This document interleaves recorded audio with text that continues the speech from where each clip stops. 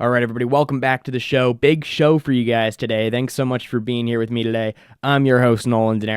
Lots to cover, lots to get into, a massive episode. We're going to be discussing what the term America First means. If you watch this show regularly, you would know that I use that term very frequently as when I describe a core pillar of my political beliefs and my ideology, and I specifically use it in terms of foreign policy, when I'm discussing foreign policy and the wars our government is involved in across the world. It can also be used when discussing immigration, when discussing economics, but overall, the term America First is mostly used in foreign policy discussions. And this term is at the center of what is probably a permanent rift going on right now on the right, discussing foreign policy. So we're going to discuss all of this today. We're going to lay out what I believe America First really means. I'm going to discuss why I say it and what I mean when I say it. And we're going to compare that to the statements of the other end of this political civil war going on the right and see what they mean when they say America First. When they claim they're America First, what statements are coming out of their mouths? So we'll compare what I say to what they say. So it's all out there. We'll get into all this today and more on the Quest for Clarity podcast. Americanism, not globalism. I am not a slave. I am a free citizen. There should be no Federal Reserve system. Only America first. End all of these wars. America is trying to play empire. We want everything released, and you're actively covering it up. It's not America First to be pushing our influence in areas where it shouldn't be. We're run by people that don't understand what they're doing and don't understand the ramifications of the policies they're enacting. That's an incredibly dangerous situation.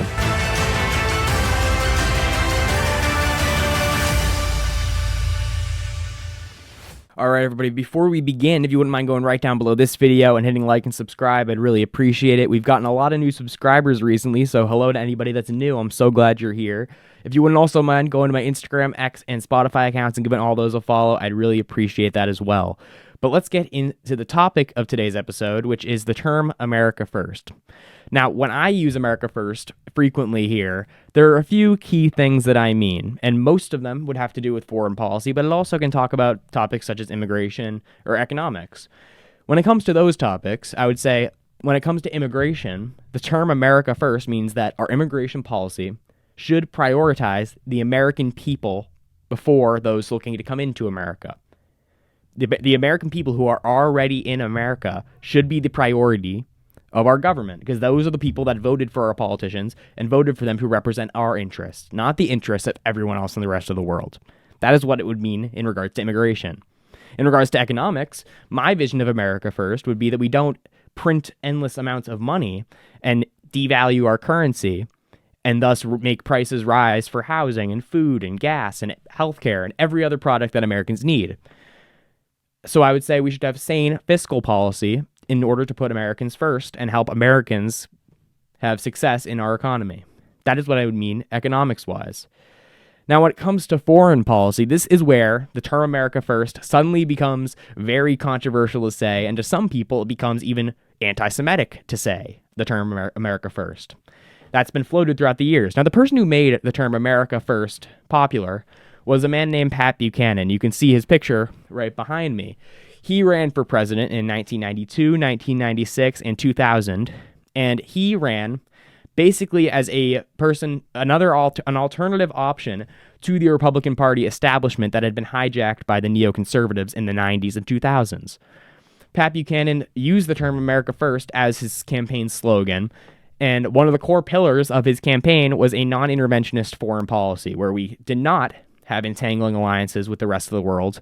And whenever he brought up the country of Israel, that was seen as some sort of a dog whistle, when all he meant was that Israel and their allies in America were causing America to get into wars overseas that were not beneficial to America. Now, Pat Buchanan, whenever he made these statements, was viciously smeared as an anti-Semite. He was smeared as a malicious actor. And if we look back on what Pat Buchanan was saying back then and look at where we are today, he was right about all of it. Everything that Pat Buchanan said, and for that matter, everything Ron Paul said about our foreign policy was completely correct and has been vindicated as correct. And when I say America First in the modern sense, reflecting the landscape that we have today in terms of our foreign policy. What do I mean by that? I mean that we shouldn't be involved in wars overseas that don't benefit America's interests. So that means just about all of them. We shouldn't be funding Ukraine at all. We shouldn't be funding Israel at all. We should end all foreign aid to every country across the world. The American government has no inherent right to take money from taxpayers in America, from poor people in America, and give it to rich oligarchs across the world. They have no right to do that, yet they do it daily. We shouldn't go to war in Venezuela and overthrow Nicolas Maduro, for example. And the reason that their government has been able to do things in the past, like overthrow Saddam Hussein in Iraq, overthrow the Taliban in Afghanistan, overthrow Bashar al-Assad eventually in Syria, overthrow Muammar Gaddafi in Libya, is by setting up a false pretext and rolling out the propaganda machine. This is what all war relies on. The state, in order to conduct war, has to convince its citizens that there is an existential threat, that the people over there in that country that we're trying to topple are the purest form of evil imaginable, and if they had the means, they would kill all of you. That is what the neoconservatives were able to convince people about Iraq. That is what they were able to convince people about Syria and Libya and all of these countries all along. And that's the only way that they're able to get public support for all these wars. And the reason that there's controversy today about people saying America first and denying this propaganda is because people are starting to catch on. They're terrified that people are starting to notice that they've been lying this entire time, and they're scared that if enough people notice and enough people start agreeing with this point of view, then they'll lose their grip on the institutions in this country and the foreign policy of this country. And of course, the less discussed part of all of this is the effects that war and the endless warfare state has on our economy. It's all connected. It all starts with the Federal Reserve, because in order for the state to conduct war after war across the world, they can't tax enough people in America to do it. They can't borrow enough money from the rest of the world to fund it. So what do? They print the money in the Federal Reserve. They print an artificial amount of money that has no inherent value. It's called fiat currency. And by printing that money, they then have enough money to fund their wars across the world. They have money that they wouldn't have otherwise had. They have the budget that they wouldn't have otherwise had they been doing realistic things like taxing or borrowing that deal with tangible, real money that has actual value. By printing the money, they get to play war. They get to play empire. They get to act as if they have infinite wealth when they actually don't in reality. And by printing the money, what they're actually doing is hurting you, because the endless printing of money and endless funneling of money into the military contractors then trickles down into the rest of the economy. And what does that money do? When more money is added into the rest of the economy, it causes dilution and devalues the currency. And therefore, housing prices go up. Prices of food at the grocery store goes up. Prices of healthcare go up. The essentials that the American people need goes up because the warfare state needs to keep printing money to fund their projects across the world that all fail. This is the system we found ourselves in. And because people are waking up to this reality, we have the defenders of the establishment all in full force, smearing them in the most vicious ways, in the most false ways. Someone like Thomas Massie, for example, when he said we can't fund Israel's wars because we're broke, we're $37 trillion in debt and can't afford to keep giving money to this country, John Podhoretz called him anti-Semitic scum. Thomas Massie never said anything about the Jews. He never said anything about Jewish people or even anything specific about Israel in the statements that he was making. He simply didn't want to fund their war and said we physically could not fund their war because we don't have the means to do so. And for that, he was smeared by John Podhoretz, classic neoconservative, defender of every war ever. Since the fall of the Soviet Union, as a country, we have spent $20 trillion on empire maintenance across the world, whether it be on the wars on terror or funding our dues into NATO or maintaining our presence in every country around the world militarily. We have spent over $20 trillion doing so since the collapse of the Soviet Union, when we became the chief empire in the world. We decided then was the time to ratchet up defense spending. So this is the endless, perpetual state of flushing money down the drain that we find ourselves in. And now that people have realized that this is what's going on, the defenders of the establishment are really upset. But when we look at the topic of war as a whole, moving aside from the fiscal insanity that it is, we can discuss the actual real morality of war and why it is so evil to be conducting war in the way that we have conducted it forever. Killing innocent people is wrong, and that shouldn't be a controversial take. And the people that say, and just the people that justify that are now claiming to have some sort of moral superiority, that is the highest level of gaslighting that there is. The people that are now coming out and saying that they are the ones that are morally superior, after the last 2 years of justifying the death of women and children in Gaza, spare me. You have no moral ground to stand on. It's absolutely insane. The people that say it's a war when confronted with the death numbers of women and children in Gaza. Oh, so did morality and logic just suddenly can shapeshift? Is that what you're saying? Because that's new. That's news to me. Morality and logic can just shapeshift. Okay, so if I've used this example before, but it is just an obvious example that proves the ridiculousness of the "it's war" claim. Okay, if a burglar, or let's just say a serial killer, ran into a school for cover, and this is another argument they make is the human shields argument. So let's go with this. If a serial killer ran into a school, he was on the run from the police and ran into a school to use the children in the school as human shields, because the police wouldn't bomb the entire school because there's a bunch of children in there. What if the sheriff rolls up and says, okay, boys, bomb the school? He kills all the kids in the school, but hey, he got that serial killer. I think everybody, especially the parents of the children in that school, would correctly look at that as absolutely psychotic and absolutely not justified. You don't get to kill innocent people because they're in the vicinity of a guilty person. That's not how justice works, in America at least. That's not a Western value. And the people that have advocated for that and justified it for 2+ years in Gaza are the ones who claim to be defending Western values. How ironic. It's almost as if these people make it their lives' work to take away the entire agency of, in this case, the Israelis, or in other cases, the American government. They want to take away the agency of anyone who is dropping the bombs. If you want to remember a couple months back when we were involved in that bombing campaign against the Houthis in Yemen, where there was an instance that was very publicized that the Americans tracked down this Houthi terrorist, followed him to his apartment building, and waited for him to get inside the building. And they blew up the entire building. A building full of innocent people.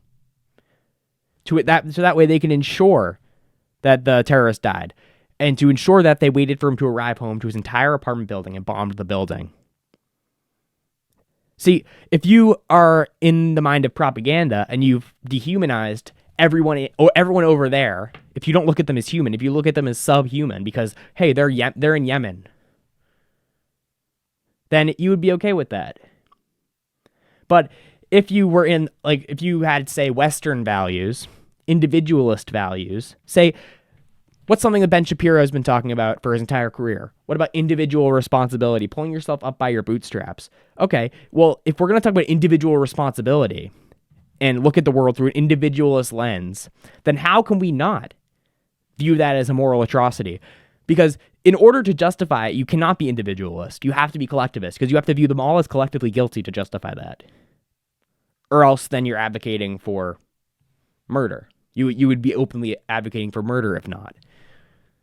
So these people that claim to be morally superior, once again, they're actually the ones engaged in collectivism here. And collectivism is what causes the justification of war. The state relies on collectivism. That's what they base their propaganda on. Because you have to be able to, in order to justify the mass killing of people over there, you have to view all the people over there as collectively guilty. Look what's going on in Gaza right now. The Israelis call the Gazans grasshoppers. They dehumanize them. They keep them on a diet. They say they every couple of years have to go over and mow the lawn. They don't view them as human. They view them as completely subhuman. And that's how their government is able to so brazenly justify the mass slaughter of them, because they don't even view them as humans. That was how, back during the age of slavery in America, the slave owners did not view the African Americans as human beings. And that's how, in their mind, they were able to justify enslaving them. Look at the Holocaust, for example. The Holocaust was able to be justified because they convinced the people in Germany that the Jews were subhuman.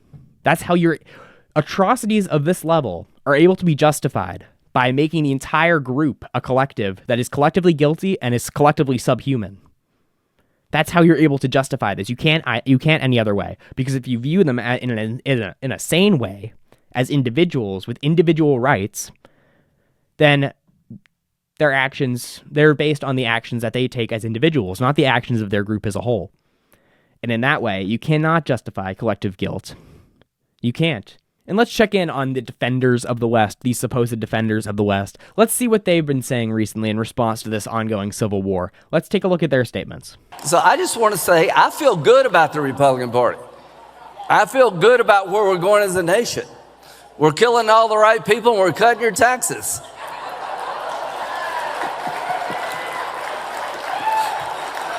Trump is my favorite president. We've run out of bombs. We didn't run out of bombs in World War II.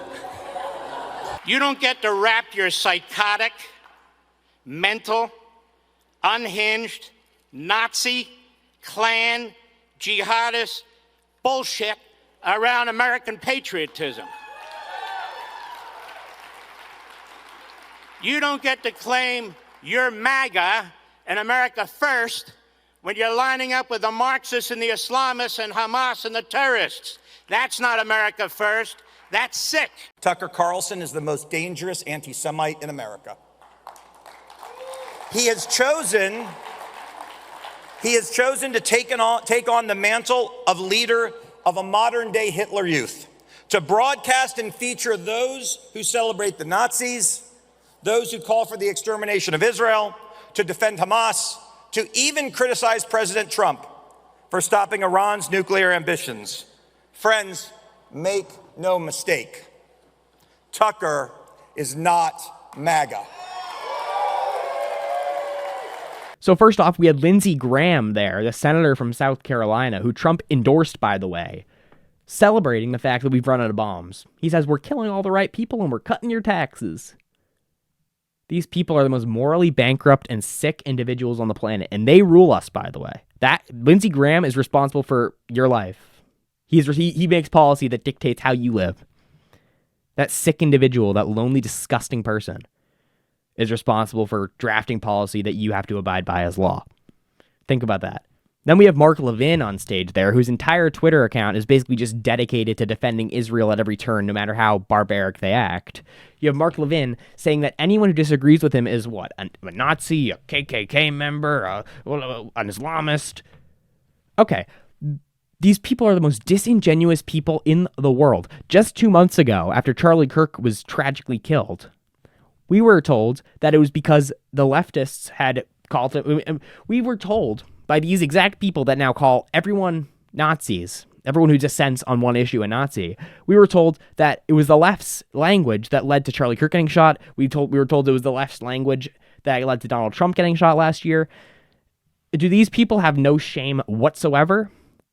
After for 2 months now saying that it was the left's rhetoric that got Charlie Kirk killed, they're going to go out there and spew the exact same rhetoric that they're mad at the left for spewing.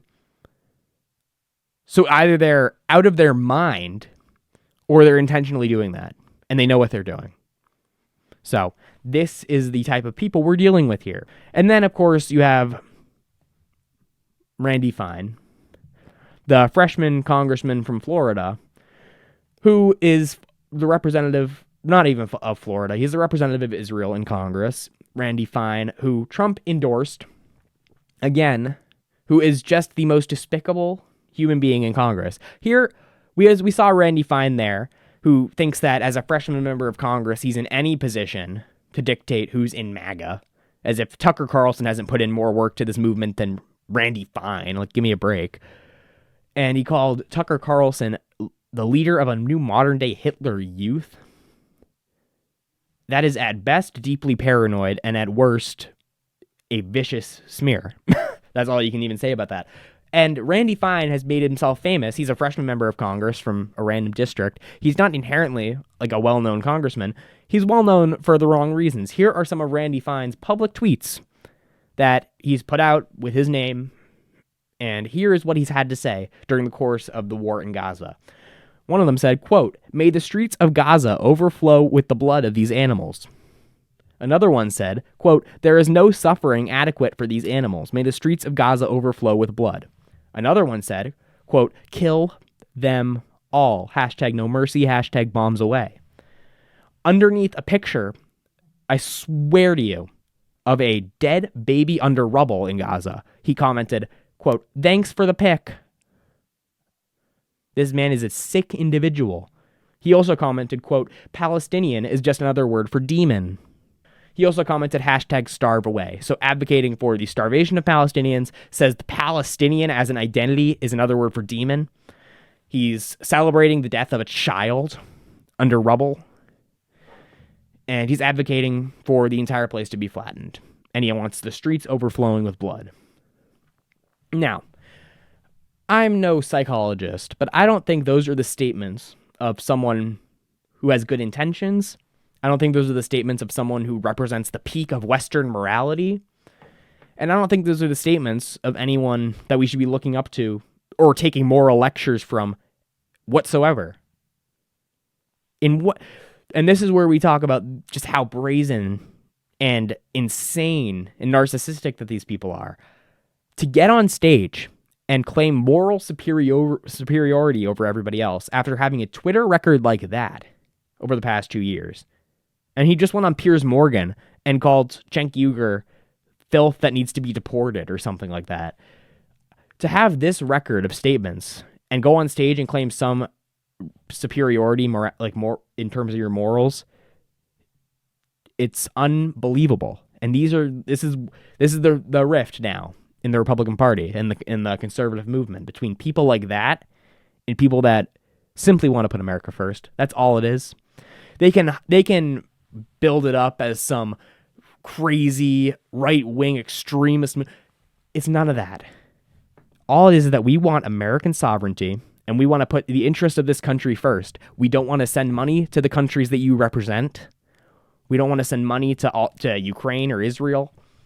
We don't want to send money. We don't want to give subsidies to the military-industrial complex companies that you take donations from. That is all we're saying. And they can smear it as whatever they want, whatever disgusting name or term they want to use to describe this movement. They can do whatever they want. But it's not going to work. Because they're the reason that they are so mad is because they are irrelevant now. The world is against them. And they have been in control for 20 plus years of the conversation. And now that the conversation has shifted so far that they are not relevant, they are not in control, and they have no sway over the discourse, this is where they're starting a civil war. Because they can't allow that. But the truth is they can't control it at this point. So that's where we'll end it off for today. Thank you guys so much for being here. This was an important episode. It's important to do one of these every once in a while where we just define our terms, especially a term that's so frequently used by me, like America First. It's important to really be specific on what it means, and I think we did that here today. So thanks so much for watching, guys. Please be sure to like and subscribe down below, and I'll see you guys in the next episode. Have a good day. Americanism, not globalism. I am not a slave. I am a free citizen. There should be no Federal Reserve system. Only America first.